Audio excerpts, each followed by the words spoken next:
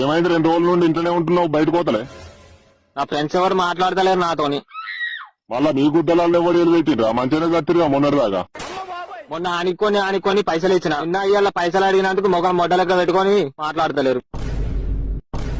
లౌడాగాలు నేనే వాళ్ళ సొమ్ము తిన్నట్టు.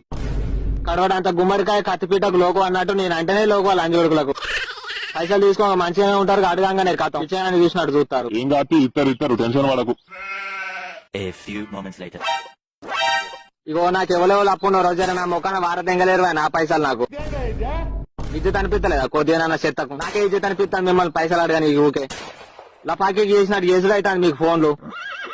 ఒకడు పోరాడానికి ఇస్తాడు డాడీ లేదని చెప్పు అని, ఒకడు పెండ్లానికి ఇస్తాడు మాట్లాడు అని. మా ఆయన దొడ్డికేండు, ముడ్డిగా అడుగుతాడు, తానం చేస్తాడు, రాసుకుంటాడు, తూడ్చుకుంటాడు అని పెండ్లాలు చెప్పు. ఒకడు ఫోన్ ఎత్తాడు మన జాతిని కుక్క లెక్క. ఫోన్ ముడ్లో పెట్టుకోరా, ఫోన్ అయితే వైబ్రేట్ అని అవుతుంది.